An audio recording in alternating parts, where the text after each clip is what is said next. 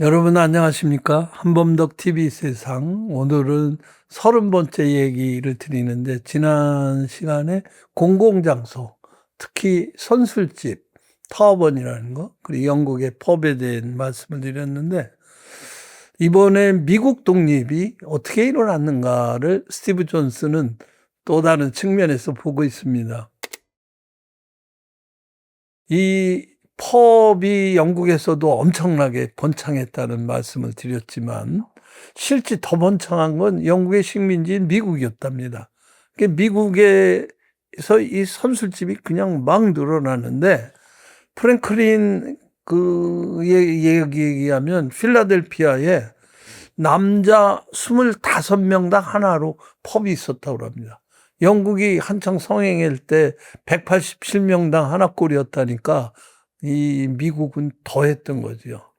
이 선술집은 완전히 어떤 면에서는 반란의 온상이 되고 독립전쟁으로까지 발전이 됐는데, 이름하여 보스턴 코커스, 또 선즈 오브 리버티, 자유의 후손들, 뭐 이러한 반란단체의 결성은 사실 이런 선술집에서 이루어졌다고 합니다.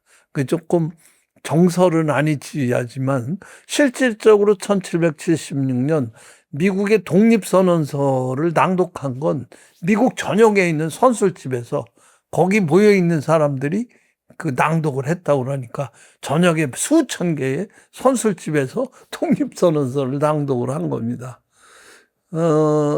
어떤 면에서는 독립전쟁이라는 이런 사건들이 1776년에 일어났지만, 이 이전에 사실은 선술집하고 한 100여 년간 연관 안 된 게 없을 정도로 여기 모이면 격정적인 식민지 나름의 자구책, 그리고 영제국에 대한 어떤 불만, 이런 것들이 계속적으로 나왔던 거죠. 이 표현의 자유가 엄청났던 거죠. 물론 직접적인 도화선이 된 것은 아니지만, 이 선술집에서 비공식적으로 이렇게 이야기하고 술 먹고, 아유, 그 영국 놈들까지 뭐 이렇게 비난을 했겠죠. 실질적으로 저도 대학교 2학년 때 서슬이 시퍼런 그 유신 치하, 박정희 대통령 치하에 있을 때 저희가 유신 반대 데모도 했었습니다만, 그때 저희 선배들이 그 민청학년이라는 뭐 단체를 만들어서 모의했다고 얘기가 됐지만, 그때 그 산실이 그 광화문 뒤쪽 편에 있는 효자동구처에 막걸리집이었습니다. 거기서 우리 선배들이 막걸리 먹으면서 이래서 되겠느냐 해서 뭐 소위 민청학년 데모를 일으켰다는데, 뭐 그런 정도로 조직적이었던 건 아니었지만, 그러고 보면 참 아이러니컬하죠. 이런 선술집에서의 비공식적인 이런 대화가 어떤 면에서는 컸던 거죠. 실제 1919년 기비 독립 만세 운동의 시발점이 돼서 33인이 모여 독립선언서를 낭독한 것도, 여러분 그 종로 쪽에 있는 무교동 옆에 그 태화관이라는 중국 식당입니다. 결국 거기서 독립선언 낭독하고 33인이 일본 당국의 그 단속을 기다렸다는 건데, 그러한 연원이, 그러니까 뭐 어떤 공식적인 대규모 컨벤션 시설이 있었던 것이 아니고 자연적으로 밥 먹고 술 먹다가 이게 나오는 건데, 비싼 식당보다는 이런 대중들이 모여있는 선술집에서 이런 게 나온 거죠. 그러니까 또 로마의 타베르나, 이것도 로마를 하나로 만들려고 했던 거지만, 이 미국에 있는 터번, 이 선술집은 어떤 면에서 대영제국을 와해시켰다고 볼 수 있습니다.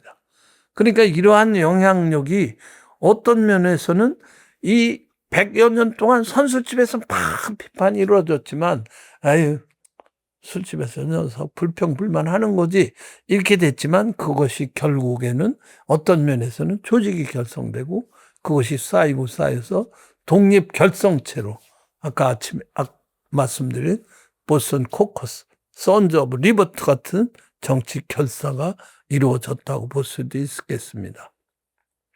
이 선술집의 문제는 이러한 것들이 우선은 머무는 사람이 편안한 거죠. 술집에 가서 아는 사람하고 자기 마음에 맺힌 걸 그대로 얘기할 수 있으니까 서로 동지애도 느끼고 편안한 거.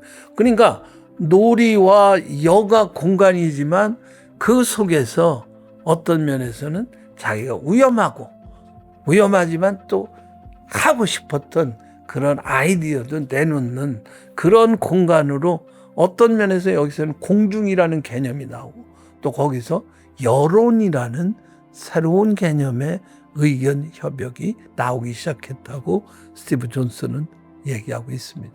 그래서 18세기에 이 정치적이고 지적인 혁명이 일어난 시기에 이 선술집, 소위 태번이나 펍이라는 새로운 공론의 장이 어떤 면에서는 큰 역할을 했다고 보는 것이 스티브 존슨의 이야기입니다.